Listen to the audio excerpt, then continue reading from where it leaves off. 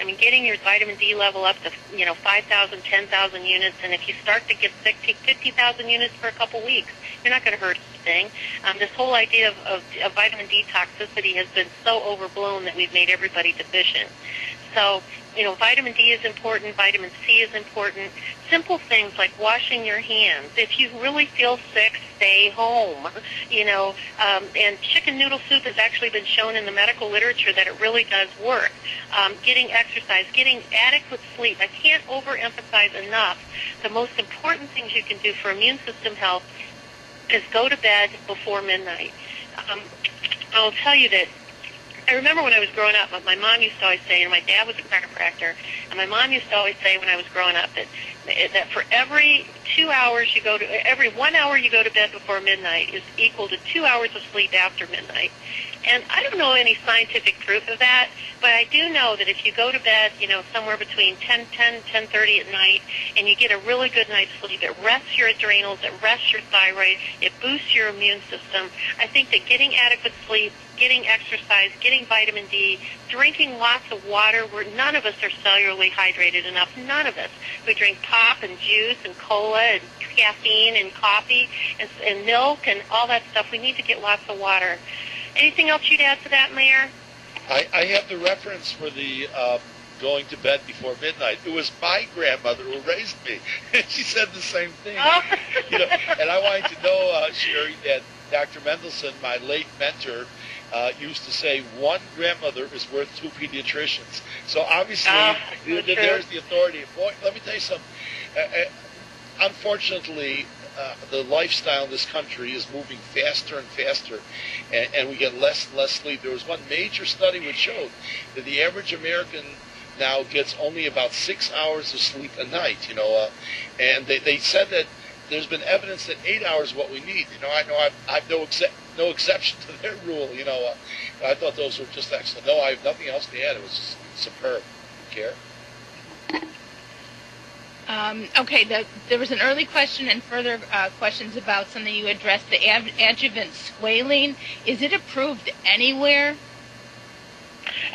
Yes, it is approved. It's been approved under two circumstances. The MF59 has been used in small.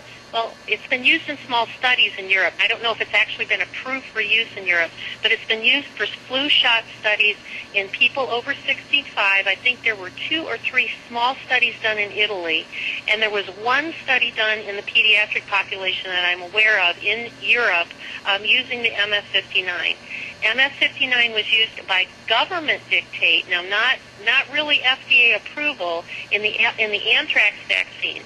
That's where a lot of the military has spent the last probably 8 years sort of in and out of court with the FDA, or with in and out of court, fighting the FDA and fighting the government by saying, you've put this MF59 in these anthrax vaccines for the military, but it's never been FDA approved.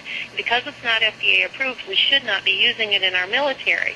There have been periods of time that the judges have sat that aside and said, you're right, until it's FDA approved and gone through studies, we're not going to use it in the military. And then somehow the military gets it swirled back around and they say, well, we need this vaccine, and so they will start using it again. I think, to my knowledge, it's been a couple of times that's been in and out of court over the last 8 or 9 years. Other than that, to my knowledge, the MF59 has not been approved for use in anything else in this country. I want to make one statement. It's different, I think, than the 1976 swine flu scare. We've already seen deaths from this. How many is questionable, but this is different. And I'm worried, Sherri, that this may come back with a vengeance in the fall. I mean, just because we've taken a position that vaccines are dangerous doesn't mean that this is not a serious problem. And so, do you want to address that? I'm curious what your feeling on that is. Well, I just looked right before we got on the webinar. I went and looked at the case studies up through Friday of last week. There have been 43,771 possible or confirmed or probable cases of swine flu in this country. And when I say probable, that means that if you're under 65, you have a sore throat and a fever, whether or not they test you for swine flu, they're going to say you have swine flu. And that's all been documented on the CDC's website. So they say probable swine flu, or they've actually done a swab on you and you do have it. So 43,771 in the U.S. with 302 deaths, which makes a death rate of 0.7%. That is kind of what they're saying. Is they think this is going to be a huge, big thing. It's going to somehow go 9 times around the earth and pick up speed and velocity, and it's going to come back in the fall and be this huge, horrible, kill everybody in sight sort of virus. Well, if that was the case, Mayor, I would think that right now in the southern hemisphere where they're having winter, and they are having outbreaks of this virus in the southern hemisphere, that we'd be seeing people dropping over 30 or 40% of the workforce going away and dropping over dead, and we'd be managing mass casualties in South America and in South Africa, don't you think? Yeah, I think you're right. I think you're totally right. And you kind of wonder, could it be just greed, this whole thing? Because I know about a dozen questions I saw here. Like, is this all about money and power?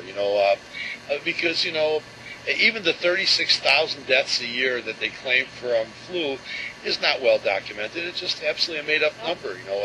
And so, what do you think really is behind all this? Oh, well, I'm a big believer in follow the money. And if you look at how many billions of dollars we've poured into this over the last, since 2005, I think that a lot of it is that. I'm also kind of a big believer in that the people who really believe that they're doing good things for society, the public health nurses, the school nurses, maybe even the bench researchers, people like that, they are just doing their jobs. They're getting a paycheck, and they're going home, and they're going to their kids' soccer game, and they're going to church on Sunday, and they're just doing what they think is the right thing to do. I always come back to Enron. I think that a lot of people on this line will remember when Enron and Arthur Andersen blew up a few years ago. When was that? 2003, I believe. I really thought that the world would wake up and say, see, finally, people will see unequivocally that it's, Enron was the 8th or 9th largest company in this country. If anybody would have said that Arthur Andersen, one of the big 8 accounting firms, was going to blow up in smoke in a matter of weeks, nobody would have believed it. But it happened. And why did it happen? Because there were 8 or 10 or 12 or a very small cadre of people at the top who were plotting and scheming and stealing and robbing and putting all these things together that imploded everything. And the rest of the people that worked for Arthur Andersen and worked for Enron, they were just doing their jobs. And I thought that was going to be such a bellwether that everybody in this country would get it, and they would wake up and they would see that there are things that happen in the upper levels of corporate America that are greed and conniving. And it just sort of made a minor blip on everybody's radar screen. Nobody ever got it. So to me, I do believe it's about money. I do believe it's about power and control. I worry a lot about the fact, I'm not getting as much sleep as what I'm preaching because I'm staying up really late at night trying to get information out to people of saying, why would they be doing this? Why would they be going against their own patents and going against, making these emergency things, covering their own tails? Because if they didn't know that there was this potential for problem, ordering 300 million doses of vaccines for people in this country, unless they were out to vaccinate all of us. So it's I really try really hard to stick with the science and stick with the literature and stick what's there, but it's really hard to not just fall into being some conspiracy theorist when you kind of look at all this information and go, wow, there's got to be a bigger plot to it than what we're seeing. We have quite a few doctors on with us tonight, including many chiropractic physicians. And I know you said that your family has a long history of chiropractics, and I do also believe like the Maximize Living chiropractors and we're all around the country.